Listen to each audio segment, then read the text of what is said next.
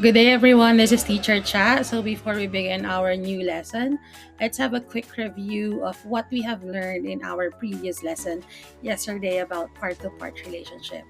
So, remember, a part to part ratio compares one part of a group within another part of the same group. Let's see if you still remember. So, let's have our first question. A basket of 4 apples and 6 oranges. What is the ratio of apples to oranges? If your answer is 4 to 6 or 4 over 6, you are correct. A group has 7 cats and 2 dogs. What is the ratio of cats to dogs? If your answer is 7 to 2 or 7 over 2, great job. So remember, in a part-to-part ratio, we compare one part to another part. Today, we are going to learn another type of ratio called part-to-whole relationship. So at the end of our lesson, you should be able to identify the difference between a part-to-part and a part-to-whole relationship, and calculate the whole by adding the parts and express the ratio of a part of that whole. Are you ready? Let's begin. So imagine that we have here a bowl of fruits. We got the fruits in the bowl. How many fruits are there in the bowl overall? So to find the total of fruits, we need to count all the fruits. So now let's say we have 4 bananas and 6 mangoes. How many fruits are there altogether? So what we do is we add 4 bananas and 6 mangoes. So that is 10 fruits in all. So 10 is called as the whole. So whole is the total number of items in a set. Now, how do we write a ratio that compares the number of bananas to all the fruits in the bowl? So we know that there are 4 bananas and there are 10 fruits altogether. So the ratio of bananas to all the fruits is 4 to 10. So this is an example of a part to whole ratio. So let's go back. What is the whole? It is the total number of items in a set. So just like what we had as an example earlier, the 4 bananas and 6 apples, we have 4 plus 6 equals 10. So the whole is 10. And what is part to whole ratio? It compares one part of a group to the total group. So remember, part to part compares one part to another part, while part to whole compares one part to the whole or the total. So the second term in a part to whole ratio represents the whole or the total. So let's have another example. Let's take a look at these shapes. So we have 5 triangles and 6 hearts. So first, let's identify the total number of items. So the total number of items, we have triangles and hearts. So the whole is 5 plus 6 equals 11. So there are 11 shapes altogether. Now, let's identify the different ratios. The part-to-part ratio.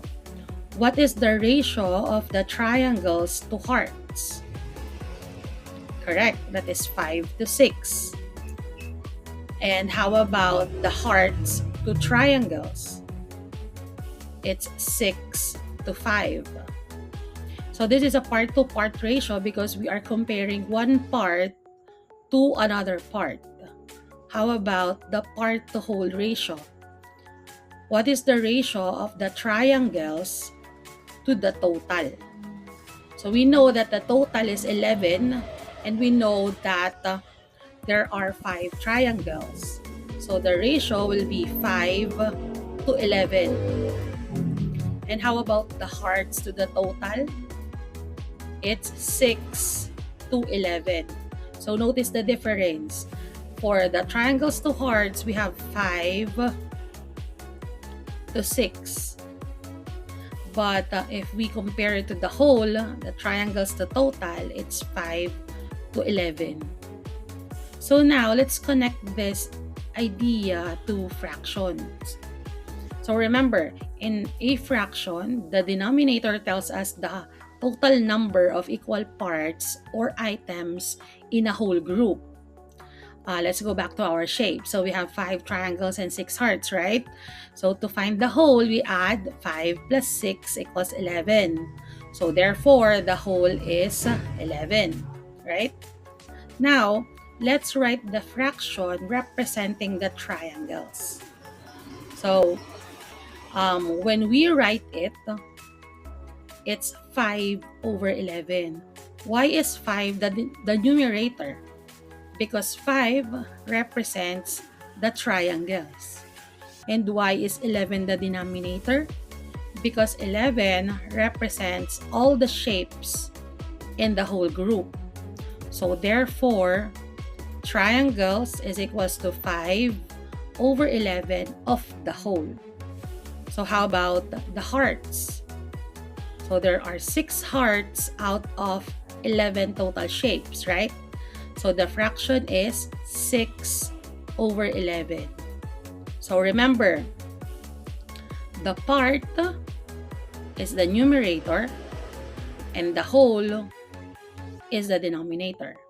Remember that. Let's try another example. Group has 7 dogs and 6 cats. Let's identify the total number of animals first. So to get the total, we need to add 7 and 6. We get 13.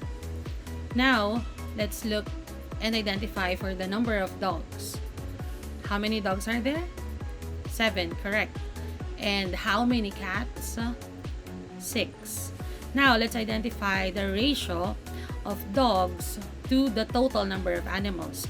We know that there are 7 dogs and 13 total animals. So the ratio will be 7 to 13 or 7 over 13. How about the ratio of cats to total? We know that there are 6 cats and 13 total animals. What is the ratio then? Correct. 6 to 13 or 6 over 13. A pizza is divided into 8 equal slices. So Anna eats 3 slices. So let's identify the total sizes. How many total slices were mentioned? It's 8. How many slices were eaten by Anna? We have 3. And how many were left? 5. How did you solve for 5? So it's 8 minus 3. We are left with 5. Now, what is the ratio of the eaten slices of pizza to the total? So it's 3 to 8, or in fraction, it's 3 over 8. How about the ratio of the slices left to the total? It's 5 to 8, or in fraction, it's 5 over 8. Alright? Okay. So, let's try. Are you ready?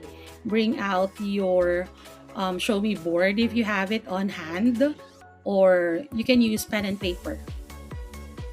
Let's try. So a classroom has 8 boys and 12 girls.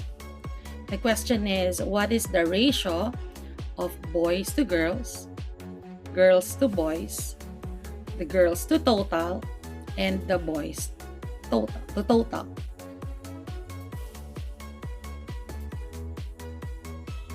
Okay, the boys to girls is 8 to 12, or 8 over 12. The girls to boys is 12 to 8, or 12 over 8. And the girls to total is 12 to 20, or 12 over 20. and the boys to total, I missed the word two here. So it should be boys to total, it's 8 to 20, or in fraction, it's 8 over 20. Did you get it correctly? Let's have another one. There are 6 oranges in a basket. 2 are ripe. What is the ratio of ripe to total? And what is the ratio of ripe oranges to not ripe?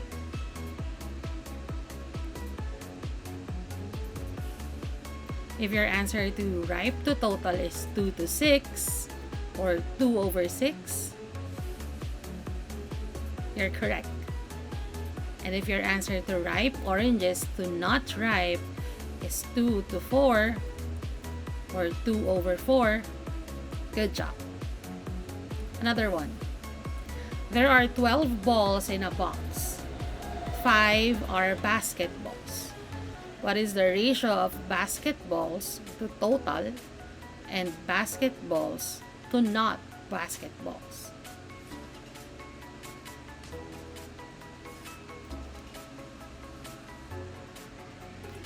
If your answer to basketballs to total is 5 to 12 or 5 over 12, and basketballs to not basketballs is 5 to 7 or 5 over 7, good job.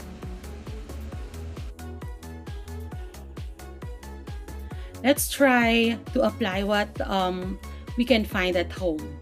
So look around your house, count the number of adults and children.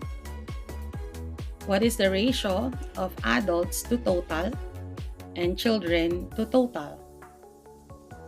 I will be needing the help of the guardians and parents to please check the child's answer. Thank you so much.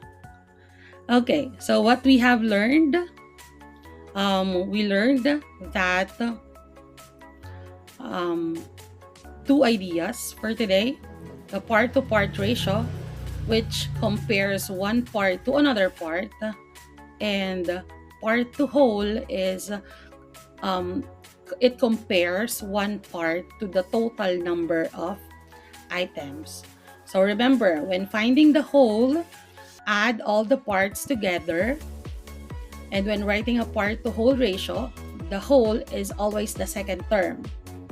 And if we are going to write it in fraction, the numerator represents the part and the denominator represents the whole. Okay? So let's see if we were able to achieve our objectives for today. Were you able to identify the difference between the part-to-part and part-to-whole relationship of ratio? Yes. Were you able to calculate or to know how to calculate the whole by adding parts and express the ratio of a part of that whole? Yes, you did. So yeah, I will be sending you your home activity for today, and we are going to check that when classes resume. Thanks, kids. Again, always be safe and stay dry. Good day.